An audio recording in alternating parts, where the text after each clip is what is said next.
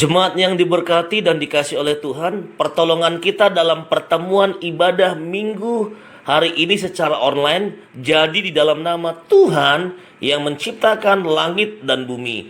Kasih karunia dari Allah Bapa dan dari Tuhan Yesus Kristus menyertai kamu sekalian. Amin.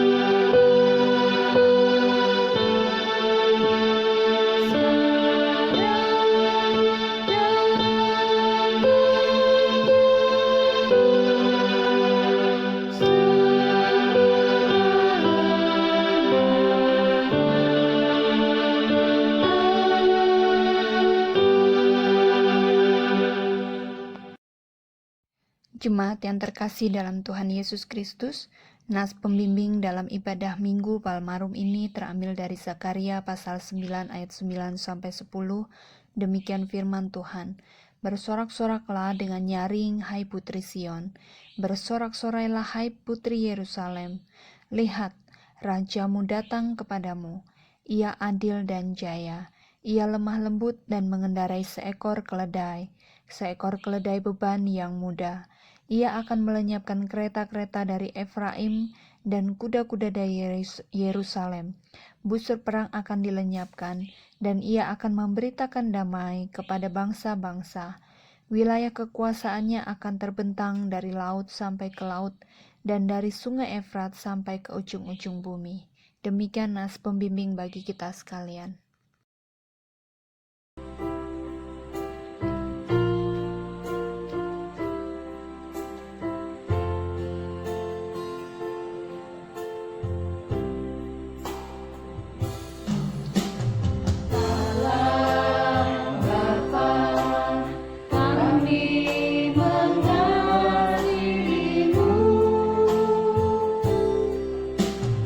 Yesus Kristus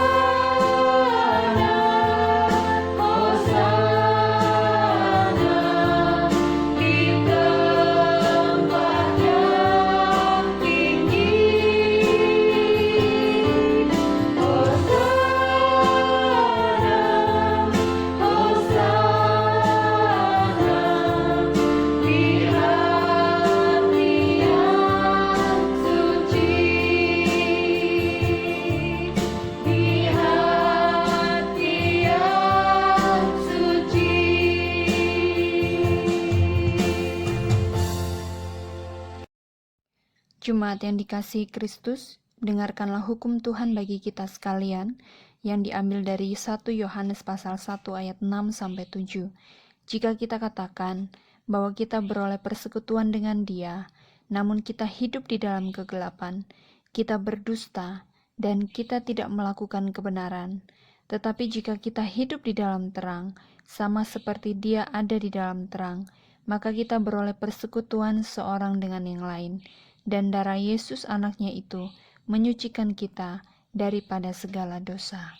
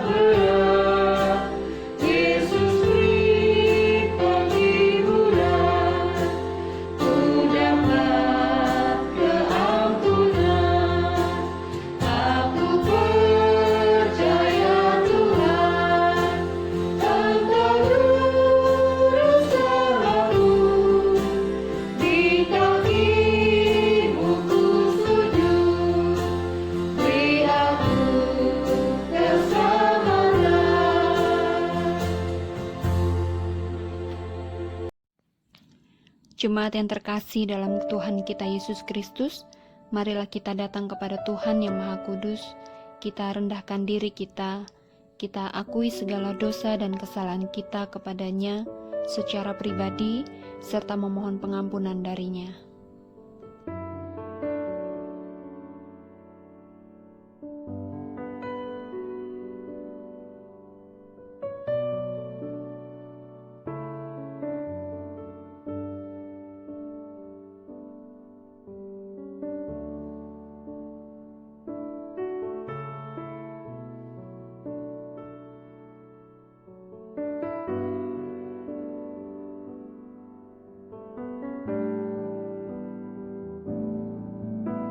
Ya Tuhan Allah kami yang hidup, jemaat-Mu telah datang secara pribadi di hadapan Tuhan pada saat ini. Kami merendahkan diri kami di hadapan Tuhan. Kami menyadari segala keterbatasan, kelemahan, kejahatan, dan semua perbuatan yang kami lakukan yang tidak menyenangkan hati Tuhan, kami bawa di hadapan-Mu pada saat ini Tuhan. Kiranya Engkau berkenan untuk menyelidiki hati kehidupan kami, berkenan mengampuni segala dosa dan juga kesalahan kami. Kami bersyukur bahwa kami memiliki Allah seperti Engkau, Allah yang adalah juru selamat kami yang hidup, yang membebaskan kami dari segala lumpur dosa melalui karya Tuhan di atas kayu salib bagi kami. Oleh karena itu, tolonglah kami untuk kami senantiasa berpegang teguh kepada firman Tuhan dan menyenangkan hati Tuhan. Bagi saudara yang telah mengaku segala dosa dan kejahatannya di hadapan Allah dan sungguh-sungguh mau bertobat, dengarkanlah berita anugerah pengampunan pada hari ini seperti tertulis dalam Roma pasal 6 ayatnya yang ke-17. Demikian firman Tuhan. Tetapi syukurlah kepada Allah, dahulu memang kamu hamba dosa, tetapi sekarang kamu dengan segenap hati telah mentaati pengajaran yang telah diteruskan kepadamu. Kamu telah dimerdekakan dari dosa dan menjadi hamba kebenaran. Berdasarkan firman Tuhan ini, maka diberitakan kepada kita bahwa pengampunan dosa telah berlaku bagi kita dalam nama Bapa dan Anak dan Roh Kudus. Syukur kepada Allah untuk kasih dan anugerah-Nya yang besar kepada kita.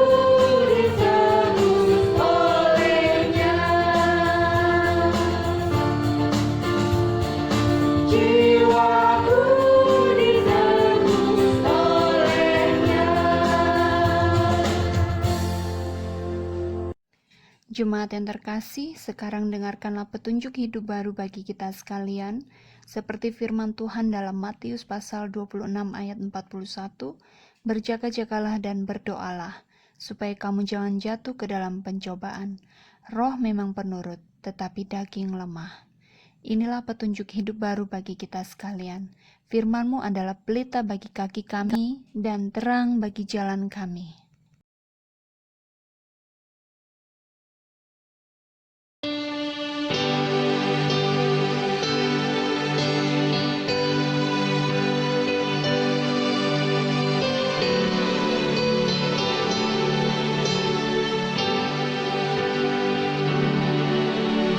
Kalau Yesus disambut di gerbang Yerusalem, umat bagai lautan dengan palma di tangan. Kalau Yesus disambut di gerbang Yerusalem, umat bagai lautan dengan palma di tangan.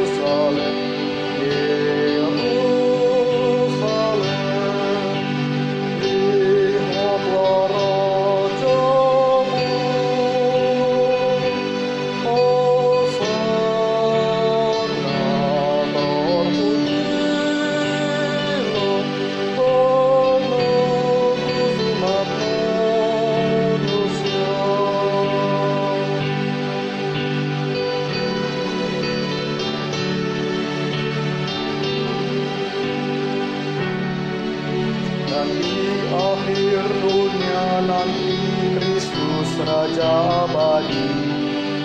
Hadirlah yang dinanti, wajah bumi berganti. Dan di akhir dunia nanti Kristus Raja Abadi. Hadirlah yang dinanti, wajah bumi berganti. Seluruh alam bernyanyi, bermada baginya. Yerusalem, Yerusalem, lihatlah Rajamu. Hosana, terpujilah Kristus pembaharu dunia. Yerusalem, Yerusalem, lihatlah Rajamu. Hosana, terpujilah Kristus pembaharu dunia. Hosana, terpujilah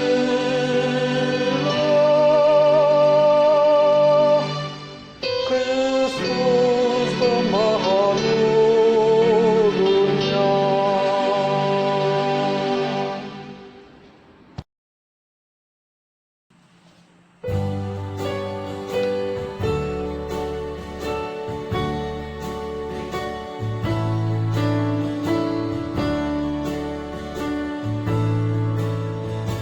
Jadilah Tuhan kehendakmu, Tuhan penjuru tanah hamba. Bentuklah aku sesukamu, aku menunggu dan berserah. Jadilah Tuhan kehendakmu, hatiku Tuhan selidiki.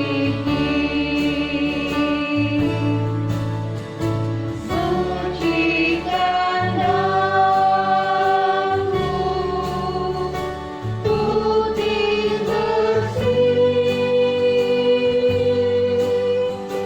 di hadirat-Mu, ku menyembah.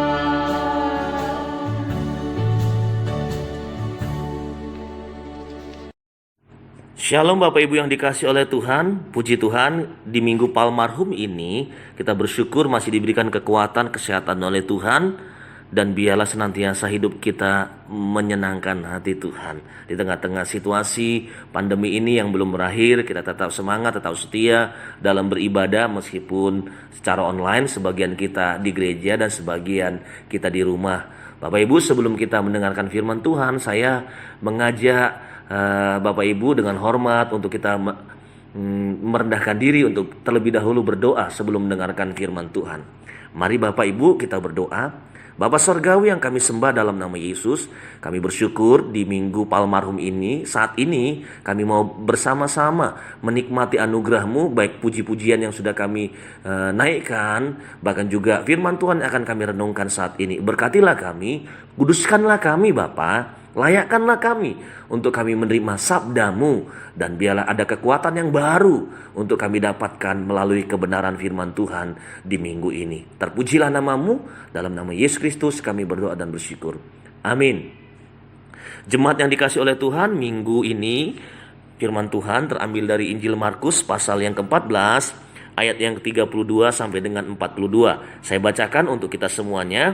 Judulnya di Taman Getsemani.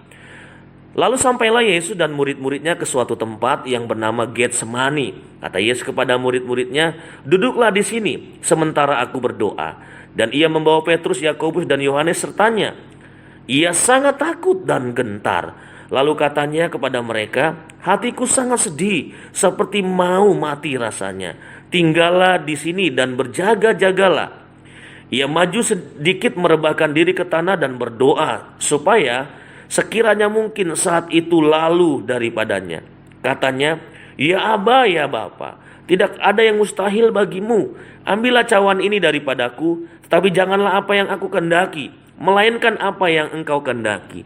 Setelah itu ia datang kembali dan mendapati ketiganya sedang tidur. Dan ia berkata kepada Petrus, "Simon, sedang tidurkah engkau? Tidakkah engkau sanggup berjaga-jaga 1 jam? Berjaga-jagalah dan berdoalah, supaya kamu jangan jatuh ke dalam pencobaan. Roh memang penurut, tetapi daging lemah." Lalu ia pergi lagi dan mengucapkan doa yang itu juga. Dan ketika ia kembali pula, ia mendapati mereka sedang tidur, sebab mata mereka sudah berat, dan mereka tidak tahu jawab apa yang harus mereka berikan kepadanya. Kemudian ia kembali untuk ketiga kalinya dan berkata kepada mereka, "Tidurlah sekarang dan istirahatlah. Cukuplah, saatnya sudah tiba. Lihat, Anak manusia diserahkan ke tangan orang berdosa.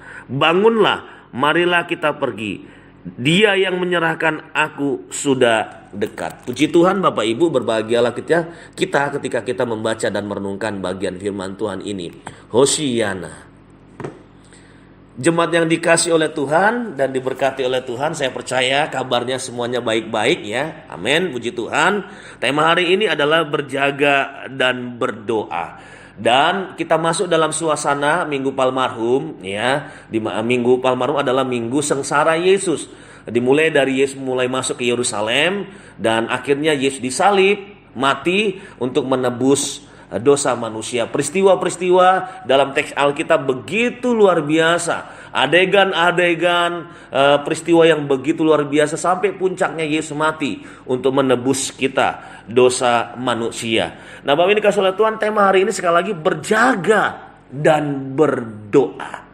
Nah, kalau kita melihat Injil yang kita baca ini, teks yang kita baca ini, sudah pasti ini berbicara tentang pergumulan Yesus, ya, pergumulan Yesus menjelang penyalipannya, menjelang Yesus ditangkap di Taman Getsemani, ya. Yesus berdoa di Taman Getsemani. Nah, Bapak Ibu, Markus menggambarkan pergumulan Yesus sangat tajam. Dalam ayat yang ke-33 dikatakan ia sangat takut dan gentar.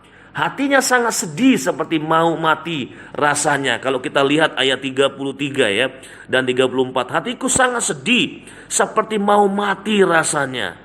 Bapak ini kasih oleh Tuhan, pergumulan yang Yesus akan hadapi begitu luar biasa, begitu dahsyat.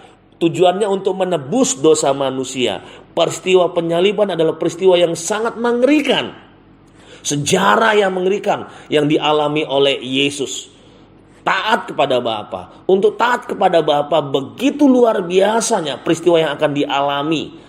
Sampai dia berdoa dan dia mengatakan kalau bisa cawan itu lalu daripadanya. Dia akan merasakan dalam sifat kemanusiaannya, Bapak Ibu, yang 100% manusia sejati tersebut. Dia mengalami yang begitu berat pergumulan ini. Nah, jemaat yang diberkati oleh Tuhan ya, sekali lagi tema ini berbicara tentang berjaga dan berdoa. Kita akan melihat, meneladani apa yang terjadi di 2000 tahun yang lalu, peristiwa Getsemani. Ini menarik Bapak Ibu, Getsemani adalah tempat yang biasanya Yesus bersama dengan para murid berdoa. Ya, dalam Lukas pasal 22 itu ayat yang 39 sering Yesus membawa para murid untuk menuju ke Bukit Zaitun di Taman Getsemani tersebut, Bapak Ibu. Nah, kalau kita lihat settingannya Bapak Ibu, nanti di akhir cerita Yudas membawa orang-orang untuk menangkap Yesus. Otomatis Yudas ini sudah sering datang bersama dengan murid-murid yang lain dan bersama dengan Yesus ketika ada berdoa di Taman Getsemani. Kalau kita melihat ya dalam settingan ceritanya ini bahwa Yudas datang untuk menangkap Yesus, ya berarti Yudas sering ikut bersama dengan Tuhan Yesus ke Taman Getsemani untuk berdoa. Nah, jemaat yang diberkati oleh Tuhan, sekali lagi peristiwa di Taman Getsemani adalah peristiwa di mana Yesus bergumul luar biasa untuk menghadapi penyaliban. Ya, dalam doa-doanya kalau kita berpikir apakah Yesus itu mau lari dari ketaatannya, mau kabur dari panggilan penyalibannya, ya di sini, sehingga dia meminta supaya cawan itu lalu daripadanya. Saya rasa tidak. Yesus tidak mundur. Yesus tidak ingin mundur dari karya penyaliban tersebut. Yesus yang nampak di sini adalah bahwa Yesus sedang berbicara tentang makna relasi dengan Bapaknya. Karena peristiwa yang mengerikan akan terjadi. Peristiwa di mana Bapaknya memalingkan wajahnya kepada dia. Meninggalkan, sehingga dia mengatakan, Allahku, Allahku, mengapa engkau meninggalkan aku? Ketika peristiwa di atas kayu salib, Bapak Ibu, kita mengingat cuplikan kata-kata Yesus. Ini bukan berbicara Yesus ingin mundur dari peristiwa penyaliban, tapi yang dia alami begitu berat, menanggung cawan murka Allah yang harus ditanggung Yesus, yang seharusnya ditanggung oleh manusia berdosa, namun ditanggung oleh Yesus, putra tunggalnya. Dan Yesus menyerahkan putra tunggalnya untuk menghadapi cawan tersebut. Dan yang paling mengerikan adalah Yesus akan ditinggalkan, dipalingkan wajahnya. Luar biasa. Ini saya memahami betapa luar biasanya. Kalau berbicara kita punya anak ya, anak itu tidak pengen ditinggalkan oleh orang tuanya. Kalau orang tuanya pergi, biasanya anak kecil ya, seperti usia Edgar, Yora, ya, kalau saya pergi dia selalu pengen ikut.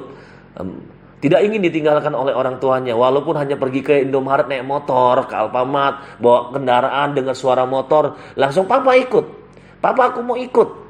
Bukan tujuannya untuk jajan, ya, saya rasa bukan tujuannya untuk itu. Namun ini berbicara mereka tidak mau ditinggalkan oleh orang tuanya. Rasanya pengen dekat terus sama orang tuanya. Kemana-mana pengen ngintil dengan orang tuanya.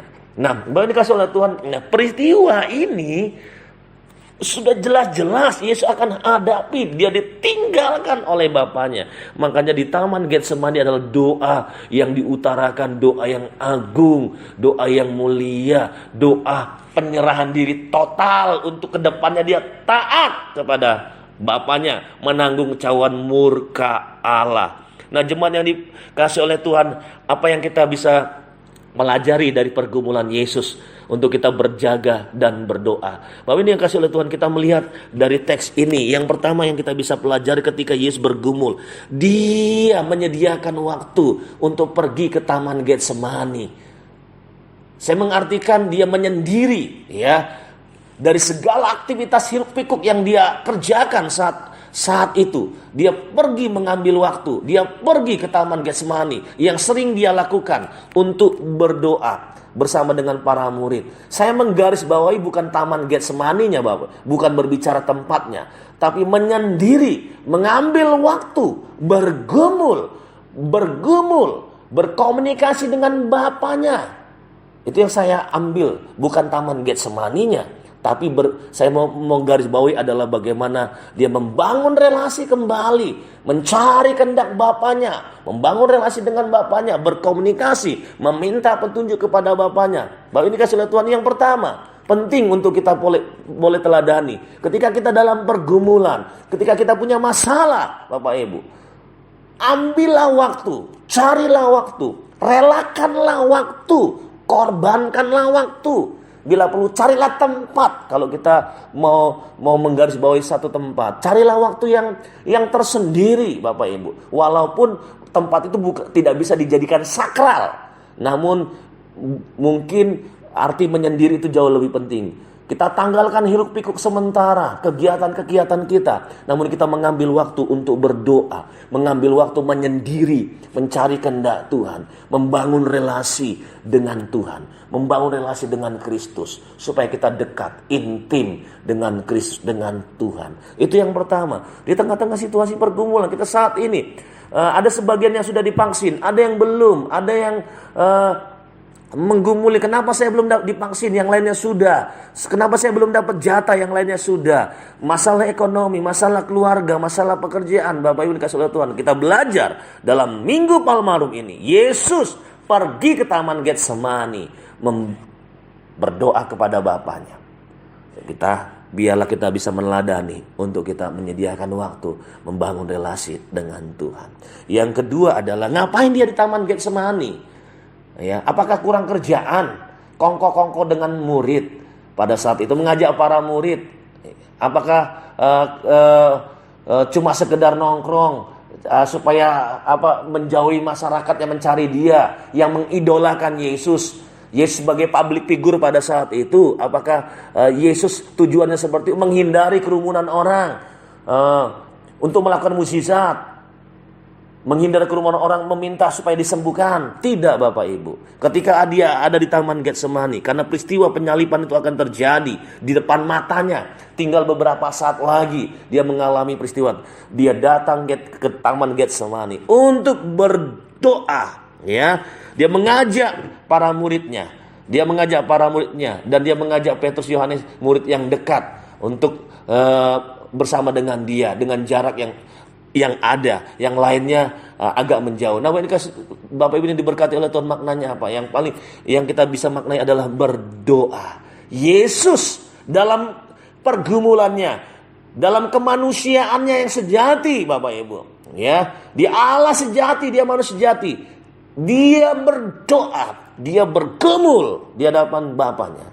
Dia bukan orang yang ketika sebelumnya dia melakukan banyak mukjizat, menyembuhkan orang sakit, membangkitkan orang mati, bukan berarti dia tidak berdoa, Bapak Ibu. Bukan berarti dia, aku mampu menghadapinya. Aku bisa, aku kan Allah, aku kan Tuhan. Aku banyak melakukan mukjizat. Tidak, Bapak Ibu. Dia berdoa. Dia berdoa kepada Bapaknya. Ini menandakan Yesus adalah pribadi manusia yang rendah hati, yang membutuhkan doa. Dia berdoa kepada Bapaknya. Bapak Ibu, dalam doanya luar biasa. Isi doanya kalau kita lihat, ya, sebelum dia berdoa, dia mencurahkan isi hati. Dia sangat ketakutan. Di Injil yang lain dikatakan ketakutan, bahkan keringatnya menghadapi penderitaan itu peluhnya seperti tetesan-tetesan darah, karena sungguh bergumul luar biasa. Dalam pergumulannya dia berkata kepada Bapaknya, ya Bapa, dalam doanya, ya, tidak ada yang mustahil bagimu. Ambillah cawan ini daripadaku, tetapi janganlah apa yang ku kehendaki. Artinya, Bapak Ibu, dia berdoa kepada Bapaknya dengan situasi yang begitu gentar, menyakitkan hidupnya beberapa saat ke depan. Dia berdoa kepada Tuhan, Bapa, bagimu tidak ada yang mustahil. Kalau bisa cawan ini, murka Allah ini lalu daripadaku. Dalam kemanusiaannya, Bapak Ibu, dalam pergumulannya. Namun dia katakan, biarlah kehendak Tuhan yang jadi, kehendak Bapa yang jadi, bukan kehendak dia. Bahwa ini kasih oleh Tuhan. Yang kedua adalah berdoa. Jangan kira doa itu tidak penting, Bapak Ibu. Dan kalau kita anggap doa itu penting, mari ada waktu bagi kita untuk terus berdoa kepada Tuhan. Ayo Bapak Ibu, doa dan doa. Kalau di warta tertera jadwal doa sepekan, ayo Bapak Ibu, jangan lalu begitu saja. Hari Senin doanya ini, Selasa ikutin, nikmatin. Kita bangun bersama-sama relasi dengan Tuhan melalui doa. Ketika dalam pergumulan, doa itu sangat penting. Ada kekuatan motivasi, ada damai sejahtera kita ketika kita berdoa.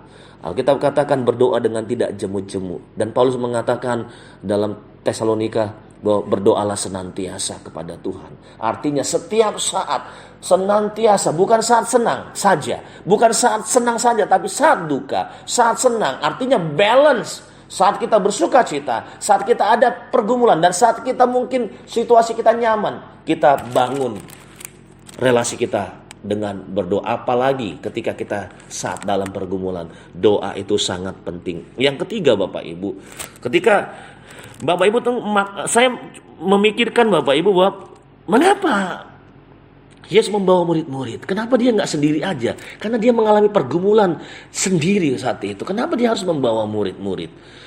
Mengajak para murid. Saya memaknai secara sederhana Bapak Ibu. Memaknai secara, ternyata Yesus dalam kemanusiaannya, dia membutuhkan dukungan doa ketika menghadapi pergumulan yang sangat berat ini. Ketika menghadapi pergumulan yang sangat berat ini, Yesus juga membutuhkan dukungan doa para murid Bapak Ibu. Dalam kemanusiaannya, dia kalau bisa cawan itu lalu daripadanya.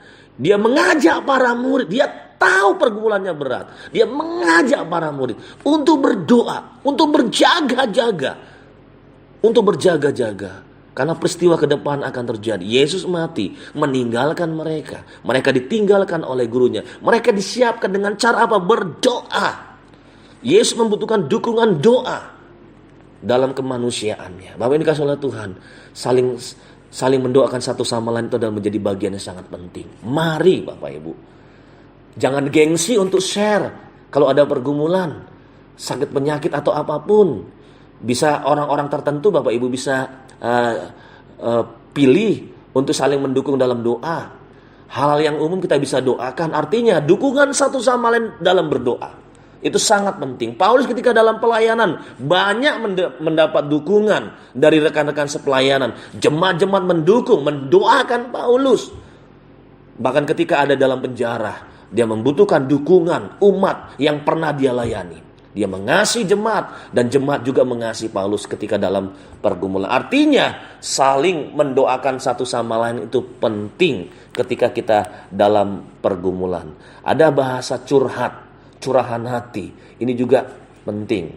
Bukan berarti curahan hati atau curhat itu sembarangan. Tidak Bapak Ibu. Tapi orang-orang yang kita bisa percayai, kita bisa tumpahkan isi hati kita, bisa minta didoakan, bisa share satu sama lain, dan bisa saling menguatkan satu sama lain. Itu yang ketiga Bapak Ibu. Artinya butuh dukungan satu sama lain. Gereja juga butuh doa. Butuh dukungan Bapak Ibu supaya gereja ini berkembang. Gereja Pos Asem, Pangkalan, Pos Belimbing berkembang untuk dipakai Tuhan, memuliakan nama Tuhan. Karena semuanya berelasi, semuanya saling mendukung satu sama lain. Yang terakhir adalah yang keempat Bapak Ibu. Kalau kita melihat isi doa daripada Yesus dikatakan, "Ya Bapa, tidak ada yang mustahil bagimu. Ambillah cawan ini daripadaku, tetapi janganlah apa yang aku kehendaki, melainkan apa yang engkau kehendaki." Di dalam dimensi kita berdoa Bapak Ibu, jangan sampai ada pemaksaan kepada Tuhan Bapak Ibu. Kita sering mengutarakan jenis pokok-pokok doa, topik-topik doa kita sampaikan kepada Tuhan Bapak Ibu. Biarlah kita jangan memaksakan kehendak kita kepada Tuhan. Biarlah Tuhan yang berotoritas, yang berhak, yang menjawab doa-doa kita. Kita hanya berhak, kewajiban kita adalah berdoa, bertanggung jawab kepada Tuhan, mendoakan orang lain, berdoa untuk diri sendiri, untuk keluarga dan sebagainya. Tapi masalah jawaban doa itu bukan urusan kita. Tidak salah untuk meminta kepada Tuhan. Yang salah adalah pemaksaan mengutarakan isi hati kita, doa-doa kita supaya dijawab seutuh-utuhnya oleh Tuhan. Kalau bisa 5 pokok doa semuanya dijawab seturut keinginan kita. Biarlah kita berhikmat di dalam berdoa. Yesus mengatakan, "Kehendak Bapa yang jadi. Aku hanya taat. Apapun yang terjadi aku taat. Tapi biarlah kehendak Bapa yang terjadi." Bapak Ibu yang kasih oleh Tuhan, biarlah kita memiliki sikap rendah hati ketika kita berdoa. Biar Tuhan yang berotoritas menjawab doa kita. Kita yakin Dia sanggup melakukan mukjizat. Kita yakin Allah berkuasa, Allah sumber segala sesuatu. Kita hanya bergantung penuh kepada Tuhan. Kita hanya berdoa, mengharapkan anugerahnya semata. Anugerahnya tercurah semata. Bukan kita mengutarakan supaya Tuhan tolong jawab Tuhan. Tuhan tolong jawab Tuhan. Kalau engkau enggak jawab, aku meninggalkan Tuhan. Kalau engkau tidak jawab, aku meninggalkan Tuhan. Jangan seperti itu Bapak Ibu. Itu doa yang sombong. Itu doa yang salah di mata Tuhan. Kita nggak bijak, kita nggak rendah hati di hadapan Tuhan. Mari Bapak Ibu dikasih oleh Tuhan, dalam Minggu Palmarum ini kita berbenah, ya. Kita berbenah bahwa di tengah-tengah situasi yang sulit ini, firman Tuhan menjadi kekuatan di dalam kehidupan kita. Ada Tuhan. Yesus mengalami pergumulan yang berat. Dia mati di atas kayu salib, menebus dosa kita. Kita diselamatkan oleh Tuhan karena Yesus Kristus mencurahkan dirinya untuk mati menebus kita. Kita sudah diselamatkan oleh Tuhan. Nah, sekarang kita di tengah-tengah situasi pergumulan saat ini, kita belajar dari pribadi Tuhan kita Yesus Kristus yang pernah mengalami situasi pergumulan yang berat tersebut. Kita meladani, kita mengagungkan Kristus karena Dia adalah teladan hidup kita dalam sehari-hari. Mari Bapak Ibu, di tengah-tengah situasi yang kita hadapi, kita membangun relasi dengan Tuhan. Carilah tempat kalau itu kita membutuhkan tempat. Carilah waktu. Kalau kita membutuhkan waktu, korbankanlah waktu. Kalau memang kita sulit untuk berkorban, kita sediakan, kita korbankan waktu untuk kita berelasi dengan Tuhan. Ngapain kita? Berdoa. Membangun relasi dengan Tuhan dengan cara berdoa. Dukungan dengan teman-teman untuk saling mendoakan itu sangat penting. Jangan abaikan. Kita sebagai orang-orang percaya saling mendukung satu sama lain. Dan dalam doa kita biarlah kehendak Tuhan yang jadi, bukan kehendak kita. Amin. Buat firman Tuhan, biarlah ini menjadi kekuatan di dalam kehidupan kita. Mari kita berdoa. Bapa Sorgawi, biarlah firman Tuhan ini menjadi kekuatan di dalam kehidupan kami menghadapi situasi yang sulit saat ini. Pergumulan kami, baik itu masalah ekonomi, pekerjaan, sakit, penyakit. Kami berdoa, Tuhan jamah, Tuhan tolong supaya kami dipulihkan oleh Tuhan, diberikan kemerdekaan, kemenangan oleh Tuhan, dan kami tetap mengandalkan kekuatan daripada Tuhan di tengah-tengah situasi pergumulan kami masing-masing. Jemaat-jemaat yang sakit, kami doakan kiranya Tuhan jamah, Tuhan sembuhkan mereka satu persatu, ya Bapa, di dalam nama Yesus Kristus. Kami menyerahkan jemaat yang bergumul dengan ekonomi, Tuhan cukupkan kebutuhan mereka. Bergumul dengan pekerjaan, bergumul dengan anak, pergaulan anak-anak. Kami berdoa, Tuhan jamah, Tuhan tolong di dalam nama Yesus. Dan kami menyerahkan bangsa dan negara kami. Berkatilah bangsa kami ya Bapa. Tolonglah bangsa kami di dalam nama Yesus Kristus. Secara khusus dalam situasi vaksin yang sudah menyebar sampai kemana-mana ya Tuhan. Tuhan tolong supaya seluruh masyarakat akhirnya mendapatkan vaksin yang merata ya Tuhan. Supaya kami ada keamanan, kebebasan untuk kami beraktivitas ya Tuhan. Tuhan tolong supaya Indonesia ini ke depannya bebas dari corona dan kami menikmati hari demi hari dengan situasi yang lebih baik lagi dari sekarang. Terima kasih Tuhan, ini doa kami. Dalam nama Yesus Kristus kami berdoa dan bersyukur. Haleluya. Amin. Jemaat yang dikasihi Tuhan, bersama dengan gereja dari segala abad dan tempat, marilah kita mengikrarkan pengakuan iman percaya kita sesuai dengan pengakuan iman rasuli dengan berkata, Aku percaya kepada Allah, Bapa yang Maha Kuasa, Khalik langit dan bumi, dan kepada Yesus Kristus anaknya yang tunggal Tuhan kita, yang dikandung dari Roh Kudus, lahir dari anak darah Maria, yang menderita di bawah pemerintahan Pontius Pilatus, disalibkan, mati dan dikuburkan, turun ke dalam kerajaan maut. Pada hari yang ketiga, bangkit pula dari antara orang mati, naik ke surga, duduk di sebelah kanan Allah, Bapa yang Maha Kuasa, dan akan datang dari sana untuk menghakimi orang yang hidup dan yang mati. Aku percaya kepada Roh Kudus, gereja yang kudus dan persekutuan orang kudus, pengampunan dosa, kebangkitan orang mati, dan hidup yang kekal. Amin. Jemaat yang terkasih, marilah dengan penuh sukacita dan kerelaan, mari kita memberikan persembahan syukur kita bersama-sama kepada Tuhan sebagai ungkapan rasa syukur kita atas segala berkat yang telah Tuhan nyatakan dalam kehidupan kita, dengan merenungkan firman Tuhan dalam 1 Tawari pasal 16 ayat 29, Berilah kepada Tuhan kemuliaan namanya. Bawalah persembahan dan masuklah menghadap Dia. Sujudlah menyembah kepada Tuhan dengan berhiaskan kekudusan.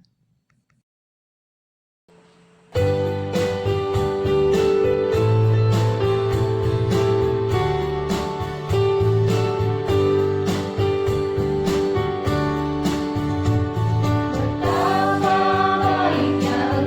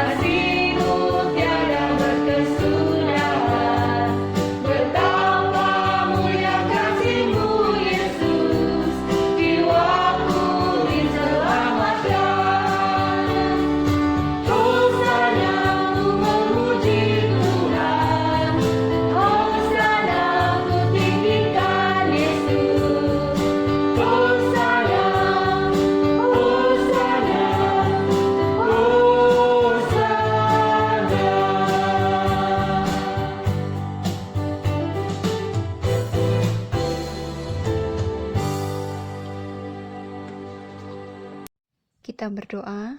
Bapa di surga, kami bersyukur di hari ini kami boleh melaksanakan ibadah Palmarum, dan kami bersyukur untuk kebenaran firman Tuhan yang boleh kami renungkan di pagi hari ini.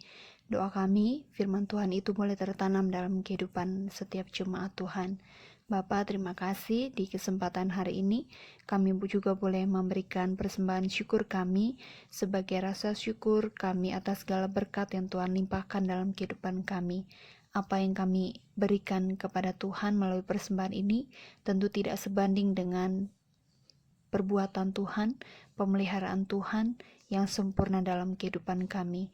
Tetapi kami mau memberikannya dengan penuh rasa syukur, dan biarlah di hari depan kami boleh memberikan lebih baik lagi untuk hormat dan juga kemuliaan nama Tuhan.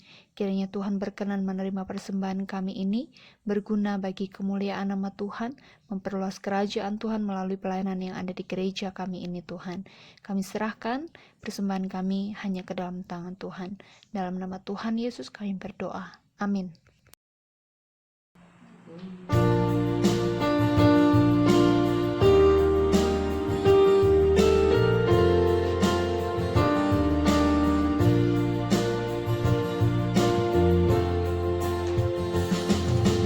Tuhan pimpin anakmu agar tidak tersesat, agar jalan terus dilangkah tetap dekat.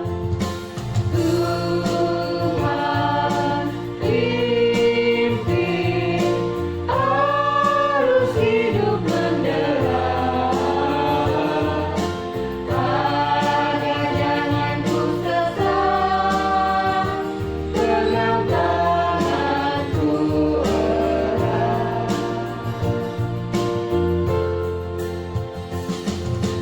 Sampai akhir hidupku, Tuhan pimpinku terus. Aku puji ku sembah kau Tuhanku penebus. Tuhan pimpin arus hidup menderat, agar jangan ku sesat, pegang tanganku erat.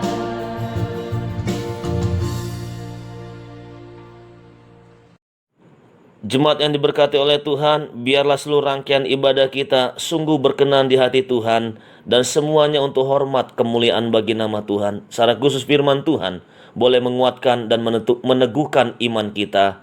Mari jemaat yang diberkati oleh Tuhan, arahkanlah hatimu dan terimalah berkat Tuhan.